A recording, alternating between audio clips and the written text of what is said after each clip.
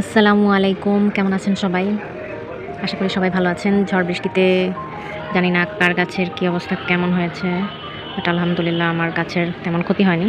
তো বেশি বৃষ্টিতে একটু গাছ নিতে পড়েছে কিছু গাছ যেগুলোতে যেমন ধরেন বাগানবিলাসী এটাতে পানি কম চায়। তো টানা ২৪ ঘন্টার বৃষ্টিতে এসে একটু কী বলবো পাতা এই যে ফুল ঝরিয়ে ফেলেছে বেশ কয়েকটা ফুল।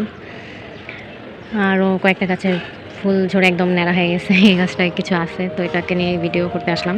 আসলে ফুল দেখতে ভালো লাগে, সুন্দর লাগে। এই কারণে ভিডিওটা করা। আর বাগানবিলাসের আজকে বেশ কিছু টিপস নিয়ে আলোচনা করব। যেমন বাগানবিলাসে আপনি যত পানি কম দিবেন, অনেকেই ফুলসহ গাছ কিনে ফুল আনতে পারে না। কারণ সে প্রতিদিন পানি দেয় গাছে।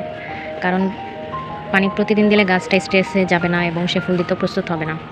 এই একটা কারণ ফুল দিচ্ছে না। আরেকটা কারণ হচ্ছে গাছ প্রপার খাদ্য পাচ্ছে না।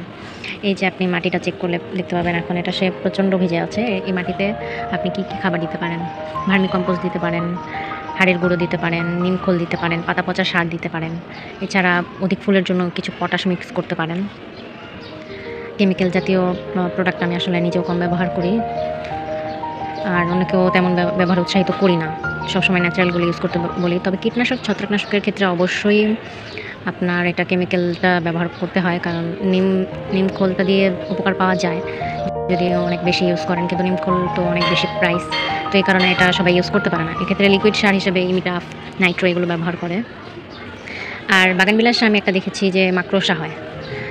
মাকড়সা নাশকও কিন্তু একটা আছে ভ্যাকটিন, যেটা আমি ব্যবহার করি। ওগুলো নিয়ে আরেকদিন ভিডিও করব। আমার হাতের কাছে নেই, তো এই জন্য আমি ভিডিওটা করতেছি না। সবাইকে অসংখ্য ধন্যবাদ। আল্লাহ হাফেজ।